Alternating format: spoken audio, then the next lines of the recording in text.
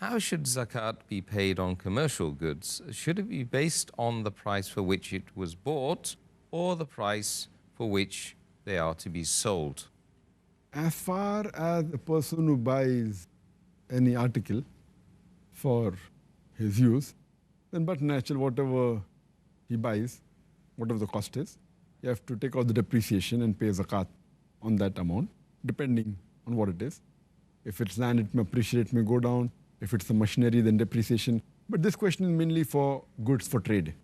That a person who buys some goods for selling, so should he pay at the price at which he bought it or at the price at which he's going to sell?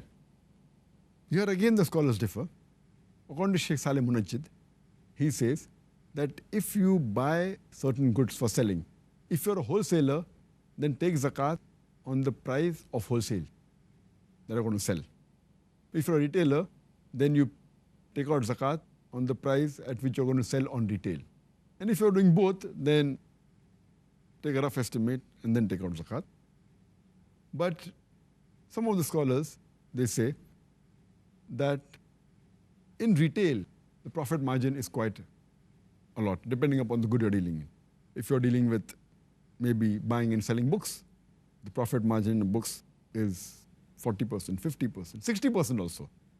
So imagine if someone has large shop of books or a chain of bookstores, and if he purchases worth maybe $100,000 worth of books, when he sells, the selling price may be more than $200,000.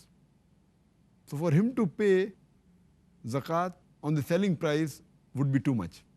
So I agree more with those scholars who say that whatever is the cost, once you buy it, since it's with you, you haven't made the profit yet. So the cost price for you for that book is the cost at which you bought it, at the discounted cost. So if you're getting 50% discount, so whatever you bought it, that you pay zakat. When you sell it, then you get the 50% profit. Or maybe many a time, the books aren't sold. So you have to keep a sale and then sell the book at 40% discount. Sometime you have to sell it at a loss. You purchase 50% discount but sell it at 60% discount. And especially you take out the books which are there lying with you for maybe 5 years or 6 years or 8 years. So imagine you pay 8 years zakat on the higher side and then you sell it at a discounted rate. So I agree more with those group of scholars who say that you pay zakat on what you actually paid. And then if the cost price increases, for example, you buy a good of $100 or 100 rupees and you get 50% discount. So your buying capacity is 50 rupees or $50. Suppose the price, the MRP, the maximum retail price increases to 110 rupees or $110. Then you calculate 50% discount, 55 rupees. That time you can increase the price, but not at the selling price. You don't know whether you're going to sell at the full price or discounted price or whatever it is. Therefore, I agree more with what is the cost, what discount you get, add it to the present cost.